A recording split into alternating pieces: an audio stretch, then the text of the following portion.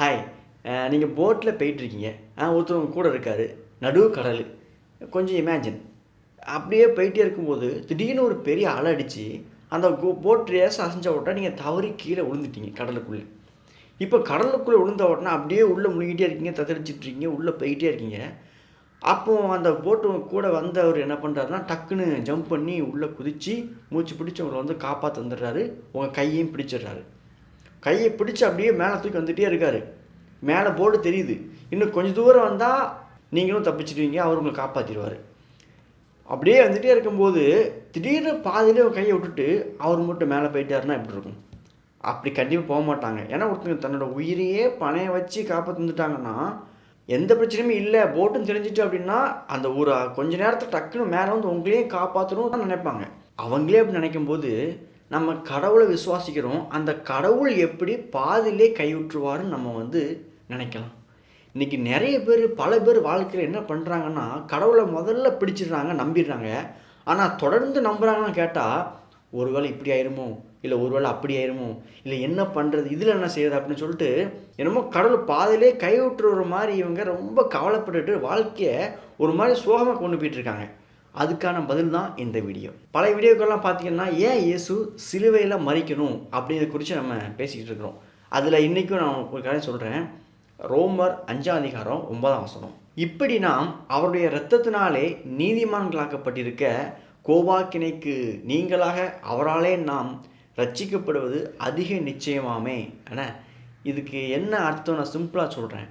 அதாவது அவருடைய இரத்தத்தினாலே அப்படின்னு ஒரு வார்த்தை வந்துருக்குல்ல, அதுக்கு வந்து அர்த்தம் என்னென்னா அவருடைய மரணம்.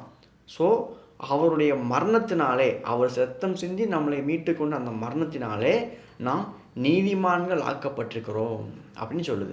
நீதிமான்கள் ஆக்கப்பட்டிருக்கிறோம் என்ன அர்த்தம் தெரியுமா? உதாரணத்துக்கு சொல்கிறேன்.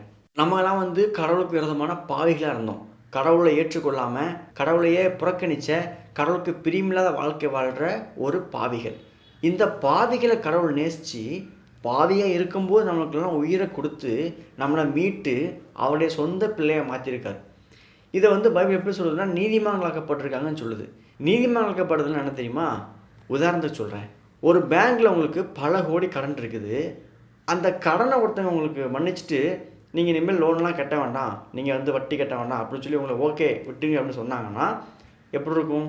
உங்களுக்கு வந்து இனிமேல் கடனே இல்லை, ஆனால் கடன் இல்லாமல் தான் இருக்கீங்க ஒழிய நீங்கள் ஒன்றும் பெரிய கோடீஸ்வரனோ பணக்காரனோ கிடையாது. கடன் இல்லாமல் ஆகிட்டீங்க, ஜீரோ பேலன்ஸ் ஆகிட்டு.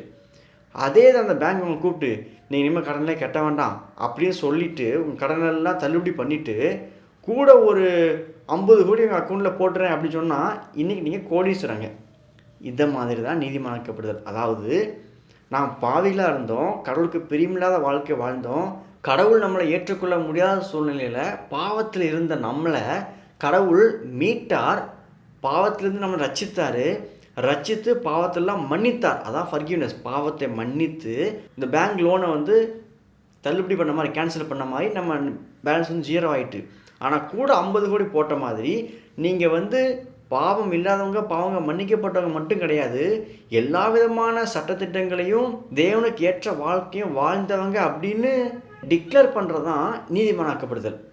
ஒரு ஆள் வந்து பைக்கோ காரோ ஓட்டும் போது ரூல்ஸ்லாம் ஃபாலோ பண்ணி தான் ஓட்டணும். ரூல்ஸை மீறினாங்கன்னா அவங்க கில்ட், குற்றவாளி. நம்ம எல்லாருமே அந்த மாதிரி கில்ட்டானவங்க, குற்றவாளிகள், பாவத்தை செய்தவர்கள், கடவுளுக்கு விரோதமான மக்கள், பாவத்திலே வாழ்ந்தவர்கள், பாவத்தில் பிறந்தவங்க. நமக்குள்ளே பாவ நேச்சர் இருக்குது. நம்ம ஒரு பார்வை பார்த்தாலே அதில் பாவம் இருக்கும். மனசுக்குள்ளே ஒரு ஆசை, இச்சை இருக்கும். அதெல்லாமே பாவம் தான் இருக்குது. இந்த பாவத்தெல்லாம் மன்னிச்சா அது வந்து நம்ம பாவத்தை மன்னிக்கப்பட்டவங்க. ஆனால் இதெல்லாம் மன்னிக்க மட்டும் இல்லாமல் கடவுள் எதிர்பார்க்குற வாழ்க்கை இவன் வாழ்ந்துட்டான் அப்படின்னு சொன்னால் எப்படி இருக்கும்? கடவுளுக்கு விரோதமான வாழ்க்கையை மன்னிச்சாச்சு, இப்போ இவன் கடவுளுக்கு பிரியமான வாழ்க்கை வாழ்கிறான் அப்படின்னு ஒருத்தங்க டிக்ளேர் பண்ணால் எப்படி இருக்குமோ அதுதான் நீதிமானாக்கப்படுதல். நம்மளை வந்து கடவுள் அப்படி தான் என்ன சொல்கிறாருன்னா, இவன் நீதிமான். நீதிமான்னா புரிஞ்சுட்டா, கடவுள் வந்து உங்களை பார்க்கும்போது இவன் வந்து எனக்கு ஏற்ற வாழ்க்கை வாழ்ந்தவன் அப்படின்னு டிக்ளேர் பண்ணிட்டாரு. நம்ம இன்னும் வாழலை, நம்ம வாழ முயற்சி பண்ணுறோம் கிறிஸ்துவானதுக்கப்புறம், ஆனால் இன்னும் வாழலை. ஆனால் கடவுள் என்ன சொல்லிட்டாருன்னா, இவன் நீதிமானாக்கப்பட்டான். எப்படி தெரியுமா? இந்த சிலுவையில் இயேசு நமக்காக மரித்தார்ல, அவர் என்ன பண்ணார்னா நம்மளுடைய பாவத்தை எல்லாம் அவர் சுமந்து அவர் மேலே அந்த தேவ கோபாக்கினை வாங்கிக்கிட்டாரு. அவரு இந்த உலகத்தில் வாழும்போது எல்லா விதமான நற்கிரியங்களும் செஞ்சார், கடவுளுக்கு பிரியமா வாழ்ந்தார். வாழ்ந்த அந்த நீதியான வாழ்க்கையை அப்படி நம்ம மேல வச்சுட்டாரு. எப்படி? நம்ம அவரை விசுவாசிக்கும் போது. இயேசுவை விசுவாசிக்கிற அந்த விசுவாசத்தை கடவுள் கனப்படுத்தி நம்மளை நீதிமானா மாற்றிட்டார். இப்படி நம்மளை நீதிமானா மாற்றியிருக்கும்போது, இப்போ சொல்கிறேன், கடவுள் எப்படி உங்களை பாதையிலே கைவிட்டுருவார். நம்ம பாவியாக இருக்கும்போதே நமக்காக மரிச்சார். இப்போ நம்மளை பாவத்தை மன்னித்து நம்ம வந்து ரொம்ப நல்லவங்கன்னு சர்டிஃபிகேட்டாக கொடுத்தாரு. அப்படிப்பட்ட நம்மளுக்கு எப்படி பாதையிலே கடவுள் கைவிடுவார்? நிறைய பேர் இன்றைக்கி உலகத்தில் இன்செக்யூரிட்டி ஃபீலிங்ஸை வாழ்கிறாங்க. அதாவது ஒரு வேலையை செய்ய போனால் அவங்களுக்கு வந்து என்ன செய்யன்னு தெரியாது, எப்படி அதை ஃபேஸ் பண்ணணும், ஒரு போல்டாக நின்று பேச முடியாமல் கஷ்டப்படுறாங்க. இல்லை எனக்கு இது சரியாக வருமா, செட் ஆகாமல் யோசிச்சுட்டே அப்படியே முடங்கி முடங்கி படுத்துருக்கிற பல பேர் இருக்கிறாங்க. பயம் இருக்குது, ரொம்ப குழப்பமாக இருக்குது. ஒன்றும் கவலை இல்லை. நீங்கள் கடவுளை விசுவாசிக்கிறீங்கன்னா அவர் உங்களை நல்லவன் நீதிமான்னு டிக்ளரே பண்ணிட்டாரு. தைரியமாக கடவுள்கிட்ட போயிட்டு நீங்கள் அந்த இன்செக்யூரிட்டி ஃபீலிங்ஸே இல்லாமல் போல்டாக வாழ முடியும். ஏன்னா நீதிமானாக பார்க்குற உங்களை கடவுள் அதிகமாக நேசிக்கார். ஒருத்தன் பரீட்சையில் ஃபெயில் ஆகிட்டான்னா அவனுக்கு வந்து ஃபெயில் மார்க் போடுவாங்க. ஆனால் 100க்கு 100 போட்டால் எப்படி இருக்கும்? அப்படி தான் அவங்க வாழ்க்கை கடவுள் பார்க்காரு. நீங்கள் நல்லவங்க, நீங்கள் வந்து கடவுளுக்கு பிரியமாக வாழ்கிறீங்கிற மாதிரி கடவுள் உங்களை பார்க்காரு. வாழறதுக்கு முயற்சி தான் பண்ணுறோம், நம்ம இன்றைக்கும் நிறைய குறைகள்லாம் இருக்க தான் செய்யுது. ஆனால் கடவுள் பார்க்கும்போது இயேசு கிறிஸ்துவ மூலமாக நம்மளை பார்க்கும்போது நம்ம வந்து இயேசு கிறிஸ்துக்குள்ளாக இருக்கிறதுனால அந்த இயேசுனுடைய நீதி நம்மை மூடிக்கொள்கிறது. அதனால நாம் நீதிமான்களாக தேவனுக்கு இருக்கிறோம். அந்த நீதிமானாக இருக்கிற நம்மளை நிச்சயமாக கடவுள் பாதியிலே கைவிட மாட்டார். தைரியமாக ஒவ்வொரு நாளும் ஒவ்வொரு விஷயத்துக்கும் சின்ன சின்ன விஷயத்துக்கும் கடவுளை முழுமையாக நம்பி வாழலாம்.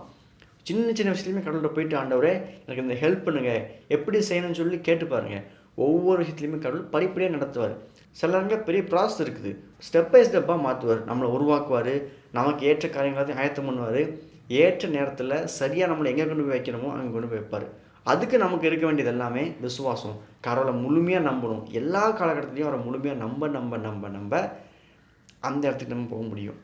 என்னென்னா ஆரம்பிக்கும் போது முழுமையாக கடவுள் நம்ப ஆரம்பிச்சிடுறோம். ஆனால் அதுக்கப்புறம் நம்முடைய செல்ஃப் வாழ ஆரம்பிச்சிடும். நம்ம வந்து ஒழுங்காக வாழலை, அதனால் கடவுள் நமக்கு ஹெல்ப் பண்ண மாட்டார்.